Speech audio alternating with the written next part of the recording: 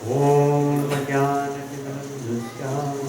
Tinanjana Shamakaya Tam Jena Tasmai Sri Gurave Namaha Chaitanya Krishna Tapitam Jena Mutare Swayam Bhagavatasmahyam Tadati Swapadantikam Namo Vishnu Padaya Krishna Prasthaya Bhutale Shrimati Bhakti Vedanta Swami Namaste Namaste Saraswati Debe Gauravani Pracharine Nirvishesha Shunyavadi Bhaktyate Dashatarine Jaya Shri Krishna Chaitanya Prabhu Nityananda Shri Advaita Gadadha Shivasana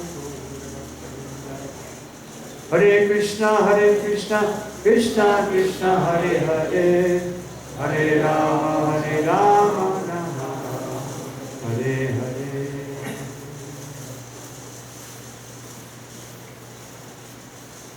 So, I'd like to read one verse from Srimad Bhagavad Gita that describes some important aspects of what we just did. Snaan Yatra.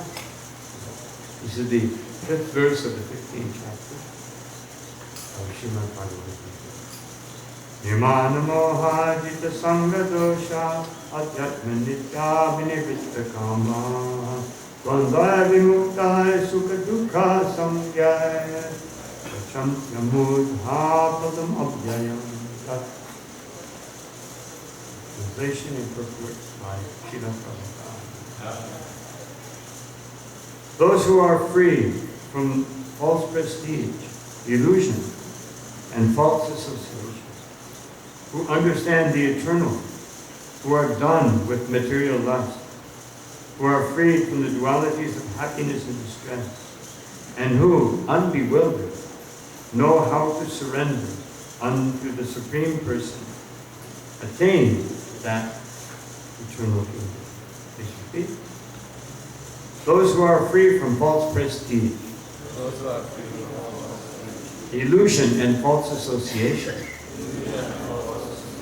who understand the eternal, who are done with material lust, and who are freed from the dualities of happiness and distress, and who, unbewildered, know how to surrender unto the Supreme Person, attain to that eternal kingdom. The surrendering process is described here very nicely. The first qualification is that one should not be deluded by pride. Because the conditioned soul is puffed up, thinking himself the Lord of material nature, it is very difficult for him to surrender unto the Supreme Personality of Godhead. One should know by the cultivation of real knowledge that he is not the Lord of material nature. The Supreme Personality of Godhead is the Lord. When one is free from delusion caused by pride, he can begin the process of surrender.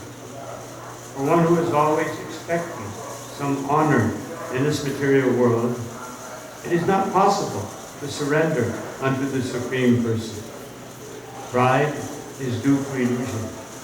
For although one comes here, stays for a brief time, and then goes away, he has the foolish notion that he is the Lord of the world.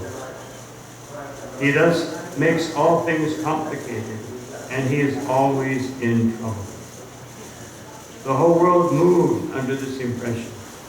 People are considering this land, this earth, to belong to human society, and they have divided the land under the false impression that they are the proprietors. One has to get out of this false notion that human society is the proprietor of this world. When one is freed from such a false notion, he becomes free from all the false associations caused by familial, social, and national affection. These faulty associations bind one to this material world. After this stage, one has to develop spiritual knowledge. One has to cultivate knowledge of what is actually his own and what is actually not his own. And when one has an understanding of things as they are, he becomes free from all dual conceptions such as happiness and distress, pleasure and pain. He becomes full in knowledge. Then it is possible for him to surrender unto the Supreme Personality of God.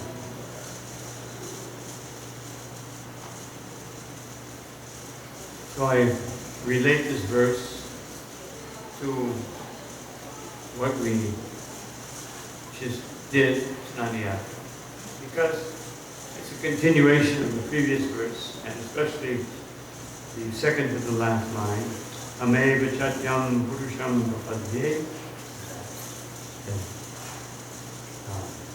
Yatam Praviti Prashita Purani. And there, surrender to that person, Supreme Personality of God, from whom everything began, and from whom everything has extended since time immemorial. So the point is, the deity of Jagannath is a very special deity because, and what we did, how many people get to bathe God? Some people don't even bathe themselves, but we can bathe God. So this is something very special. And therefore, it says here, I surrender unto that Supreme Person. That Supreme Person who is always a person. He's not a person. This is something we read about last night in Bhagavad Gita. Beautiful verses, chapter 7, text 24, 25. Emphasize that Krishna is a person. Not that he became a person from the unlimited Brahman, out of kindness for those foolish persons who haven't quite understood that they're God. And rightly so. But here, Srila Prabhupada says in the beginning of this verse, Nirmana. Because to understand I'm not God. God of what? God of my 200 square meters. God of my car. God of my family until they complain. God of my family when I'm sleeping. But as soon as they wake up, they have all kinds of complaints and demands. And then all of a sudden, I'm not such a big God. So, Srila Prabhupada said, what kind of God? Pig God, goat God.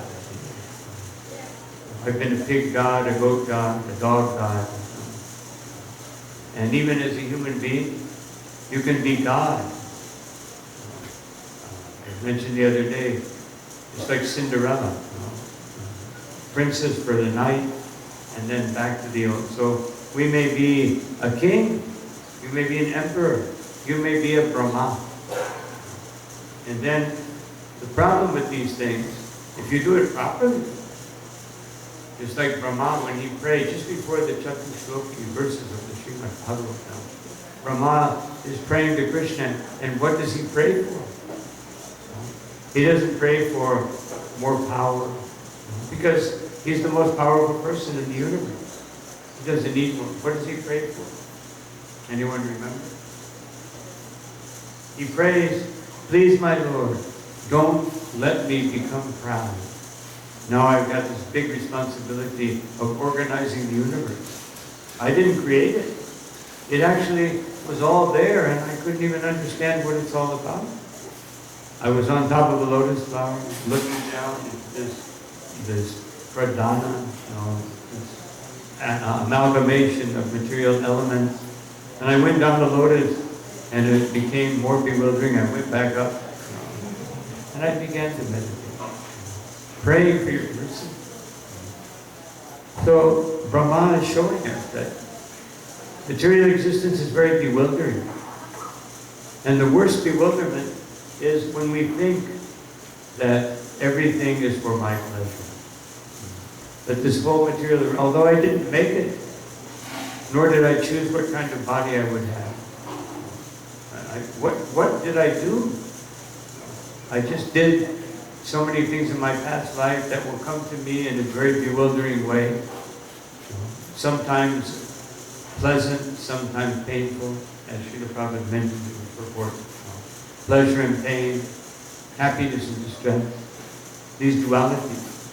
And the Bhagavatam says, Yatra diya, swapna manoratam. That this material intelligence is very bewildering because it comes in two forms. Swapna manurata. Swapna means nighttime dream. When we dream at night, during that dream we think it's reality.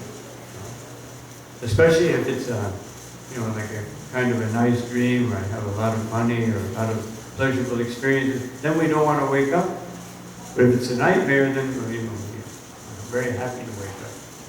If it's a nice dream like that, especially if we're not doing so well materially, we want to go back to sleep. And at least I can enjoy being rich for another hour before I come back to reality. And my illusory reality. And then there's Manoratta. Manoratta means the chariot of the mind, or daydream. In the daydream, we think, I'm a man, I'm a woman, I'm from Trinidad, I'm from here, I'm from there, I have this, I have that. That's our daydream. So that dream we identify with, even when we're in the waking stage. What is the waking stage? When we come to Krishna consciousness. Even other religions, at least the ones I've read about, ones that are real, that recognize God as the Supreme, then they all say that one should worship the Lord.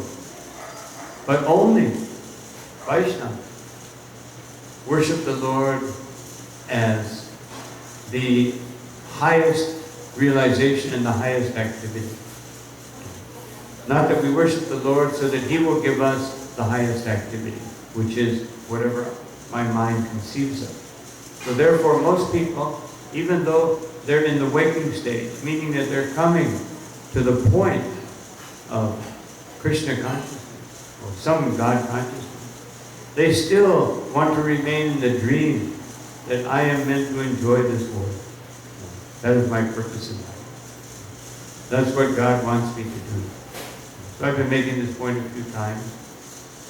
If Krishna, if God wants us to do that, then why are there so many impediments? So there are either impediments, one of two things. Either they're impediments because I'm not doing what Krishna wants me to do, which is most logical, or that Krishna doesn't know what He's doing. He created, even though, material scientists are astonished at the how the material elements are constructed.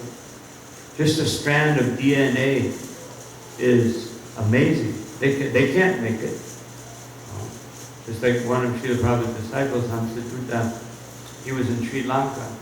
When he was in Sri Lanka, there was a big scientific congress, and he said he was representing Bhaktivedanta Institute, although he wasn't really part of it, but he said it, and just to get in. And so they let him in. And so he got his chance to speak. And what did he say? He said, because they were debating who should get the Nobel Prize, or who should get recognized. So he said, I think we should give the Nobel Prize to the chicken. They practically fell off their seats. He said, because the chicken has been making eggs for thousands of years. And none of you here, I challenge you, if any of you can make an egg, then you should get the Nobel Prize. Otherwise, it should go to the chicken. And they were amazed. They never thought about this. They all stood up and gave him an applause. Amazing. So because they were a little pious from India or Sri Lanka. If he would have said that in the U.S., they probably would have thrown him out. But anyway, he got a good response. And then when he told Srila Prabhupada, he said, just see, Krishna gives the intelligence at the right time. So this is how a devotee thinks. Of course, we would give the Nobel Prize to Krishna every time. Every time, nobody else could ever get it. So he's made everything in this material nature is so bewilderingly wonderful. But he can't figure out how to make us happy. Otherwise, he makes millions of universes, but he can't figure out how to make us happy. So this is a very important point, although it seems very, very simple. It's a very profound point, because if we meditate on such things, which Bhagavad Gita teaches us to do, use our intelligence properly, not to try to imitate Krishna. As just like Krishna made birds, Krishna made bees and flies. They never crash. Every once in a while a bird will run into a window. They realize that windows or a car. They're not used to having another thing flying down the highway at 120 kilometers per hour. But you get on top of a building and you jump off together with the bird and see who wins. You may win, you may get down faster, but in the long run the bird will win. So we compete with any living entity. We'll always find someone who uses any one of their senses better than us. They have, drug-smelling dogs. We may be able to smell a drug when somebody's smoking it or something, but no, we can't detect it inside of luggage. And hearing, horses, dogs, they can hear. As far as seeing, Prabhupada's favorite example was the vulture, the Korba. He flies high in the sky and he can see. And of course, Srila Prabhupada used that example also for Mayavadi. He said they seem to go very high, but they're always looking down at something rotten. So this is every one of the senses: touch, speed. Okay, have you ever seen a hummingbird? How fast they are, or some little insect when they just run around like that? And compared to their bodily size, they're going faster practically than anything that we can do. But the one thing that the human being has that all these other species don't have is intelligence. They have intelligence how to eat, how to sleep, how to perform these basic functions of human existence. As the Hitupadesha says, that Saranyam Naranam, that yes, on that platform we may all be seen to be somewhat equal, but actually they're more proficient. But we have intelligence to use our senses properly, to discipline our senses. In the animal kingdom, the discipline is already there. It's like a cow can eat all day, but they don't get sick, and we can eat in an hour and ruin our health. And they can eat all day. Horses, they don't. Every animal knows how much to eat, except for the dog. He's there to teach us that what happens if you overeat. One time we had a festival in Mexico, and there was one dog, and everybody gave that one dog their remnants. And the dog, I just heard something in the back. The dog was laying in the back with his feet up in the air. His stomach was about to shake. Had to rush into the hospital. So, but the point is that their discipline, their sensory discipline, is built in to allow them to perform the functions of that species. But the human being, the specific disciplinary function is the intelligence. This is something that we have to use properly. Otherwise, our senses, if there's no intelligence, if there's no sense control, otherwise if there's no Krishna consciousness, then we misuse everything. And just see modern society. Practically speaking, there's no pure air, there's no pure water. Even though Trinidad is an island, out in the ocean, but then the people think, well, because we're out in the ocean, we don't need any pollution control. It'll just blow away. So there's extra, diesel exhaust and everything. So air is polluted, the water is polluted, and worst of all, the consciousness is polluted. Everything is polluted in Kali Yuga. And it's all due to human beings. You never see a tiger with polluted consciousness. He kills people for a living, professional assassin. But he's justified to do that. That's what he's supposed to do. He's supposed to kill people, kill animals, eat them. But we're not supposed to do that. Human beings are not supposed to do that. So, Krishna has given us this intelligence, which is indicated here in this verse. Nirmana moha. We have to give up false ego. Because until we give up the false ego, there's no nirmoha. There's no giving up the illusory pursuit of material satisfaction. Nirmana moha, jita dosha, jita sangha dosha, and jita sangha dosha, giving up false association. But what does that mean? Srila Prabhupada explained. False association means family, society, nationality. Just like at our events, out of respect or so we don't get in trouble. We say the national anthem, or we say this, or we say that. But our allegiance is to Krishna. Krishna, actually Srila Prabhupada said that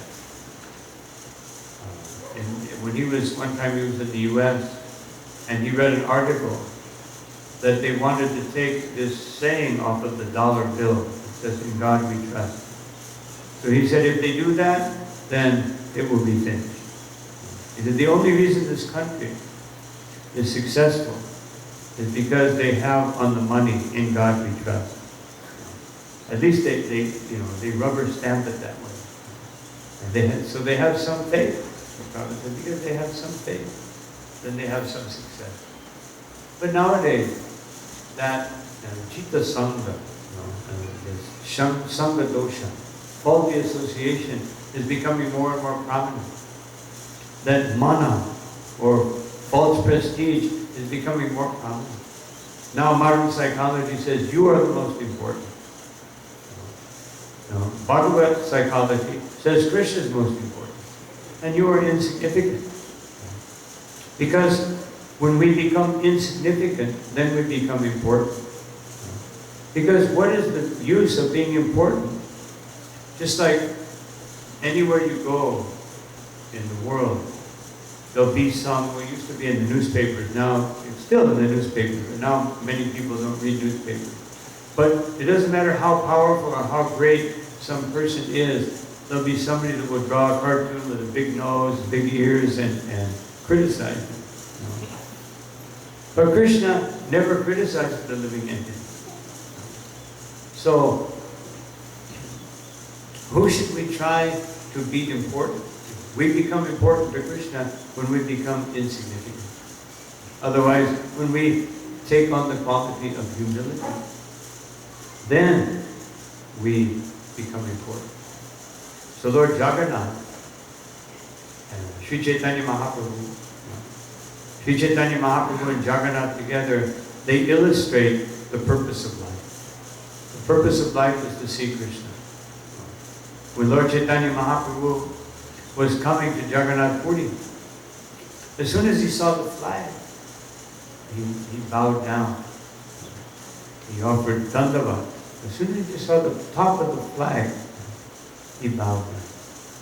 because this meant Krishna. He was showing us how surrendered we should be. We should be surrendered to Krishna Tadiya, because Tadiya, or Krishna's paraphernalia, the most important paraphernalia of Krishna is his devotee. Because a devotee takes a humble position, then he becomes recognized by Krishna. And that is the person we want to be recognized by. Not by some mundane calculation. Sri Madhavendra Puri, when he was on his way to Jagannath Puri to get the sandalwood for Gopal, when he was in Ramuna, he became famous. How did he become famous? Because Gopinath recognized him. As soon as Gopinath recognized, because this is a spiritual village, everything based on, as soon as Gopinath recognized him, everybody wanted to glorify him. So he thought, let me run away to Jagannath Puri. But somehow word got to Jagannath Puri about the glories of Madhavendra Puri. Maybe, as they used to say, now it's not so valid as before. Telegram, telephone, telewoman. So, fastest way to get things across. So, somehow or another, the word got there, probably by Lord Jagannath, because Gopal wanted to make Madhavendra Puri famous. And therefore, in the form of Gopinath, he made him famous. And in the form of Jagannath, he made him famous. And when he was arriving in Jagannath Puri, there was a big reception, thousands of people. Because Lord Jagannath had recognized him. Here is my servant. And when Sri Chaitanya Mahaprabhu arrived in the Jagannath temple, he saw Lord Jagannath, the Supreme Person, the Supreme Peacemaker. Why did he react this way? He had seen other deities before. He had seen many deities, but he never reacted like this. His own Adokshita deity in home, he didn't run up to the deity and try to embrace it. And why did he do this with Jagannath? Why is Jagannath so special? Because Jagannath embodies the perfection of Krishna Prem. The perfection of Krishna Prem is when Krishna becomes ecstatic upon seeing the devotion of his servant. And who is Jagannath seeing? He's seeing Srimati Radharani, who is the greatest servant. And therefore, Krishna becomes controlled. Yatra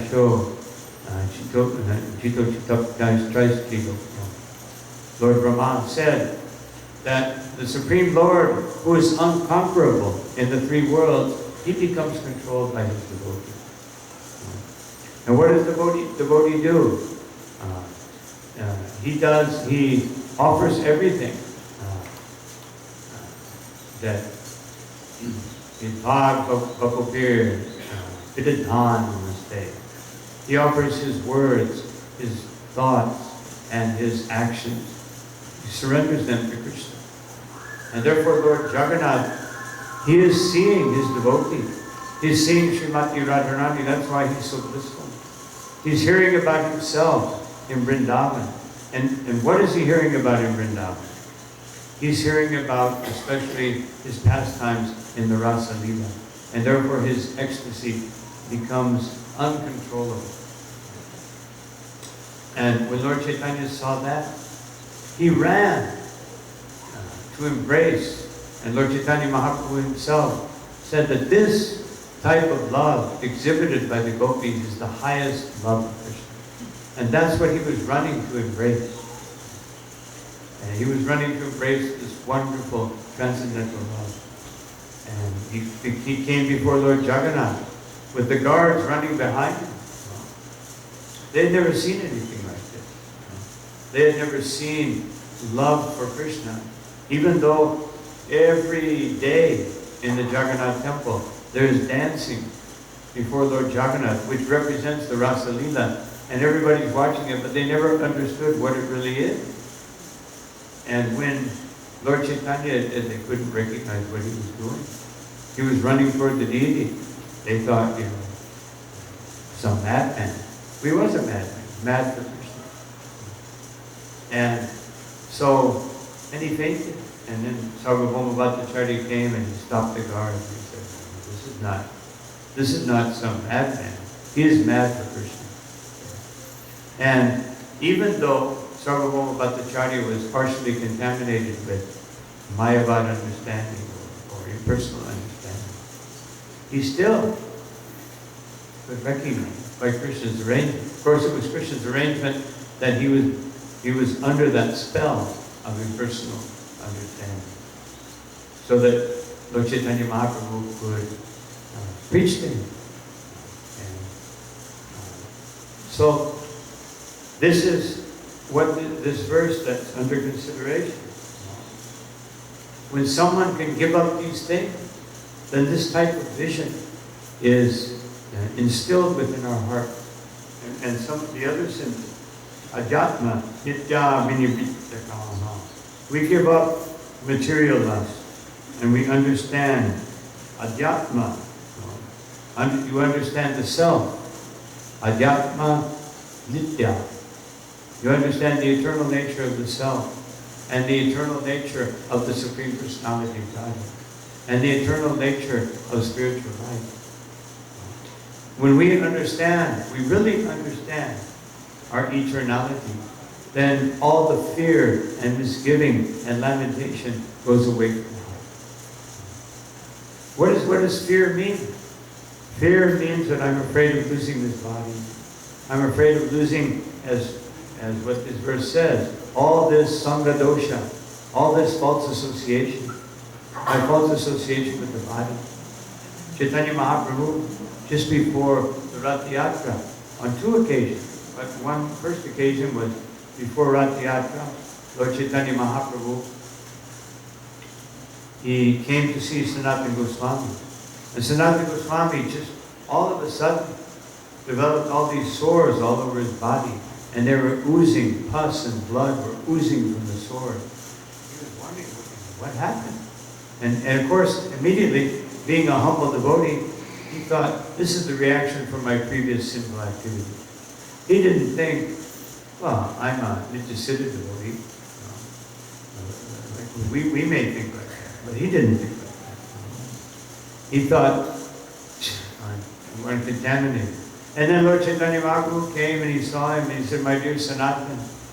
And Sanatana tried to keep away, but the Lord embraced him. And when he separated himself from Sanatana, he had pus and blood on his body. And Sanatana Goswami thought, how?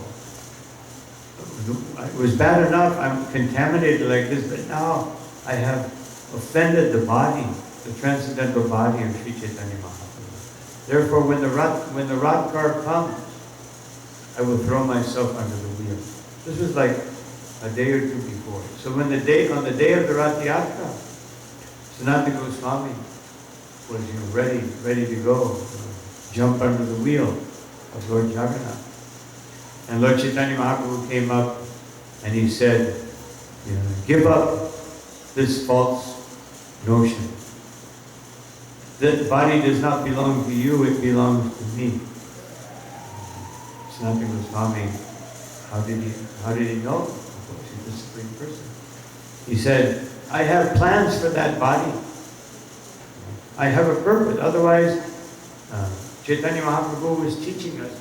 He has a plan for each one of our bodies and our minds and our activities he has a plan for it.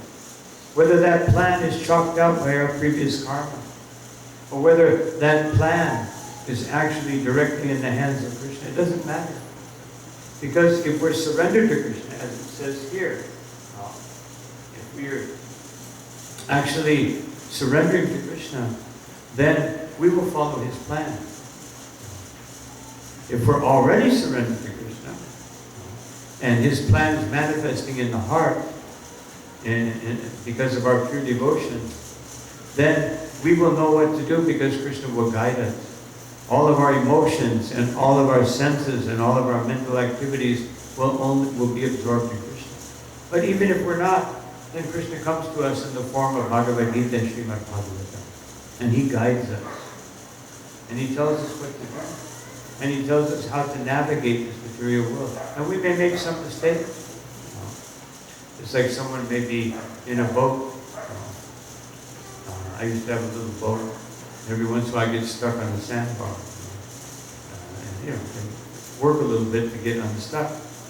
So we may be navigating this material world. We may be a little bit in Maya every once in a while. That's normal for one who is in the Anartha Nirvritti stage. The Anartha Nirvritti stage is the most difficult stage in Krishna consciousness, when we're trying to give up our unwanted activity. Why? Because we're still attracted to Maya. And at the same time, we're getting intelligence from Guru, Shastra, and Sadhu that you should, don't do this, don't do that. So we know, really, probably not the best thing to do, but I'm attached. So I want to do it. So this is the stage at which most people abandon Krishna consciousness, either temporarily or permanently. Of course, you can't permanently abandon Krishna consciousness. Once you become hooked by Krishna, then you can't get away. But it can be delayed, and that delay can be very long. You can never lose your devotional service. Neha Brahmanasati Pratyavaya Nipajite. That once that dharma is there, even though it's swalpa, even though it's very small amount, it's there, and it will never go away. But it can be delayed, it can be covered over. And so this Anartha Nirvritti stage sometimes covers over our intelligence, covers our devotional activity. And we have to be very careful. And therefore Lord Jagannath comes in this most merciful form to show His blissful. He said, why don't you be blissful like me? Just like Prabhu Nityananda, Premananda Sukhi, Srinarathandas Thakur, he sung that Nityananda Prabhu, you're so blissful, but I'm so miserable. Otherwise, he's saying, make me blissful. I don't want to be miserable. But I don't want to give up misery only to accept another misery. That's why he's saying, I'm miserable. Because I'm trying to be materially happy, as he says in another song, that samsara bishanale, that I am day and night, divani shihi vajvale. Day and night, I am drinking the poison of material existence. 24 hours a day absorbed in trying to be materially conscious, trying to be happy in this world. So therefore he says, my Lord, I'm miserable. And because you're blissful, you can save me. So this is what we should say when we see Lord Jagannath, especially in His cart, when He saying, my dear Lord Jagannath, you have come out to give me your darshan. Not that we walk along, pushing our baby carriage or whatever and talking to somebody else.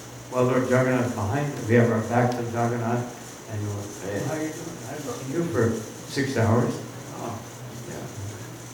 We should be blissfully engaged. Here, Lord Jagannath has come out. First of all, He came in His Archavigraha form from Goloka Vrindavan. This highly ecstatic form of the Lord has come to give me spiritual ecstasy. And therefore, let me keep my consciousness focused on His lotus days. Or keep my mind focused on glorifying Him. I won't stop chanting the holy name as long as Lord Jagannath's there. And by doing that, by Lord Jagannath coming and enthusing me in this way, I'll never stop chanting. That should be our realization after Ratiyatra. This was so wonderful. Why should I go back to my previous life, sitting in a little room in a house and being absorbed in all different kinds of Maya? But it's nice Maya, pious Maya. It's not sinful Maya. My Maya is nice. I have nice religious, Hindu, Christian type Maya. So why should I give it up? I'm not doing bad things. There's so many bad people. I'm a good person. I'm a devotee. Jagannath is saying, this is devotion. What you're doing now is what you should be doing all the time. Glorifying me. And even if you're working or whatever you're doing, you should understand. Just like right now you're walking, and I'm here, and you're walking, or you're pulling a rope, pulling a chariot. So just everything you do, everything you do, give away, eat, just learn how to take all these things and dedicate them to me with the same full consciousness that you are exhibiting at this point in time. When we're standing in front of the deity, you see, it's like Gorachana. We should think, as Srila Prabhupada said, don't come before the deities, don't go away and leave them here. They want to go with you. They want to jump into your heart and go with you wherever you go. But you have to allow them to come in. Not that we're doing the deities a favor by coming in front of them or offering an arti. We're doing Krishna some favor. Because if we think we're doing Krishna a favor, we'll be waiting for Krishna's favor. It's just like, taking the reciprocity that should exist between Krishna and myself, taking it to the extreme. Okay, Krishna, I'll give you 30% if you give me 30%. We shouldn't think like that. We should think, let me give you 100%. Even if I can only give you 100% on Rath Yatra Day, or on Snaan Yatra Day, or when I'm taking darshan, let me give you 100%. And then, if it's your desire, you can purify my heart and let me give you 100% 24 hours a day, as it says here. Adhyatma nitya. This active, when we can become adhyatma nitya, vinivittakama, when we can become totally absorbed in Krishna, nitya, 24 hours a day. Nityam bhagavata sevaya. As the Bhagavatam says. Bhagavata sevaya is nitya. It should always be there. This is the goal of our life. We shouldn't have any other goal. And then Krishna will facilitate it. If I just try, even though I may, fail once, twice, 3 times, 10 times, 100 times, 2,000 times, I just keep this goal in mind. I have to be 100% Krishna conscious. I have to be Krishna conscious 24 hours a day. If we say that again and again in our minds, and we personify that by trying to chant the Maha Mantra with japa, concentrating on Krishna, even though the mind may go away after 2 rounds, not 2 rounds, 2 mantras. Some people can't make it through 1 mantra, being distracted. Sometimes you can't even make it past 1 Krishna or Hare without being distracted. But if we keep trying, and every time we see that this distraction comes, we say, Krishna, please take away this distraction. I want to be Krishna conscious. So this is what we just did. We were all focused on Lord Jagannath. Lord Jagannath mercifully allowed everyone to come. You don't do that in Jagannath Puri, believe me. Not that everybody comes up and, everybody, unless you're an ISKCON or you're a non-Hindu. But even if you're a Hindu and they think you're in ISKCON, they won't let you come up and touch Lord Jagannath. Unless you give them 500 rupees. Then consider that. But that won't happen right up in the beginning. You have to slip that when you get to at the very end of the parade. That's what we did. We did. So nobody was looking. Talked to the pujari and said, "We go up there." Well, we gave him at that time 100 rupees was a lot. Yeah, well, I would just look over here. And we ran up. That's Lord Jagannath. And then he looked back, because he had to save his face. He started yelling at us, we ran down. like a dog has to bark to get food. Has to bark at somebody. So anyway, actually I just have to tell this story. When I was in Yatra, in Jagannath Puri, it was so wonderful. Because of course we were ISKCON and most of us were not, identified as non-Hindus. So we were going around the temple. And we came to the Simhadwar. And this one pujari, he just didn't like us at all. So he came down. We were outside, we weren't in the temple. He came down and started swinging his stick at us. We were doing Harinam party. Swinging his stick, yelling at us. We had to back off a little bit. Creating such a disturbance. Then all of a sudden, out of nowhere, this bull came running, hit him and flew in the air. And then landed down. He looked at us. We were chanting, smiling at him. He ran back into the temple. In the temple door, he was swinging his stick. He didn't come down again. And I remember that bull. In Jagannath Puri, most of the bulls are only about this big, but they're still powerful. And the bull, I swear, I saw this bull smile. Because he just stopped. He hit the puja, and he turned around and he just looked at us. And he was like, smiling. And, Lord Jagannath sent him. And I was just thinking of Jagannath's smile when I saw that bull. It seemed like he was smiling. It was just my imagination. But anyway, it was just wonderful to see how, even though he was a direct servant of Lord Jagannath, we were just some malechas chanting the holy name, that Lord Jagannath took into consideration our desire. Even though we may be doing a faulty kirtan, we may not have been direct servant, we may not have been born in Jagannath Puri, but Lord Jagannath recognized our sincerity. So this is the point I'm trying to make, and this is the point here. If we try to be sincere in our offering to Lord Jagannath, then He will reciprocate. But you have to make that effort. And you can't make the effort with, wait, okay, I did this, now what are you going to do? That's not surrender.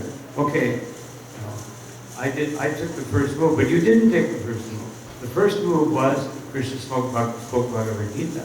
The first move was Krishna sent Srila Prabhupada. That was the first move taken by Krishna.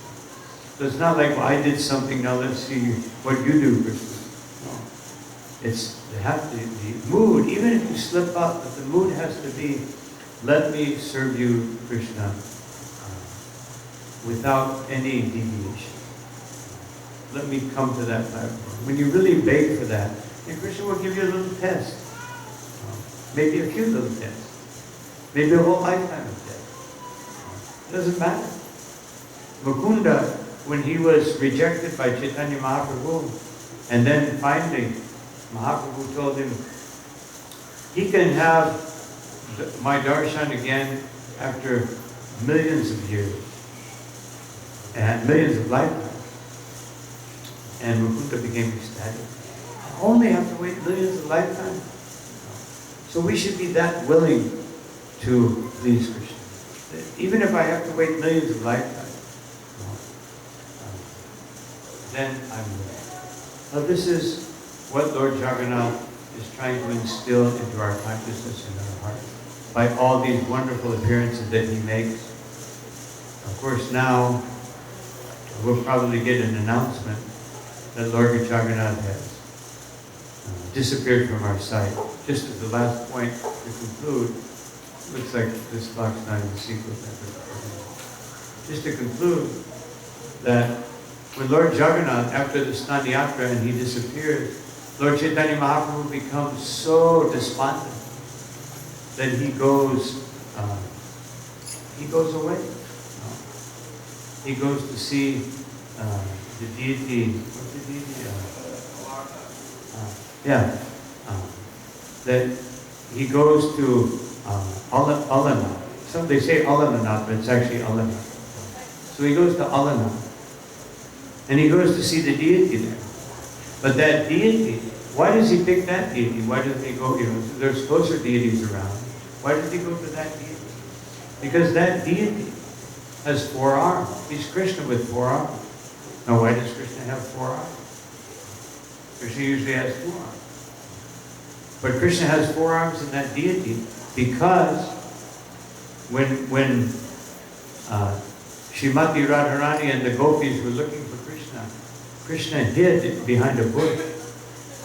And then one of the gopis spotted Krishna. There he is. So Krishna took the form of Narayan with 4 arms. And all the gopis came up, talked to him, he maintained Narayan. And then they went away. But then when Radharani came, and she saw that form, and Krishna, when he looked into her eyes, his other 2 arms disappeared. His Narayan form disappeared. And that's why Lord Chaitanya went there. Because this was the same mood that he felt with Lord Jagannath. And that's why he goes there for Snaan Yatra. And stays there and worships that Alanath deity. Anyway, it's time for our arti. We'll stop here. Shri Jagannath Baladev Subhadra Devi ki, Shri Snaan Yatra ki.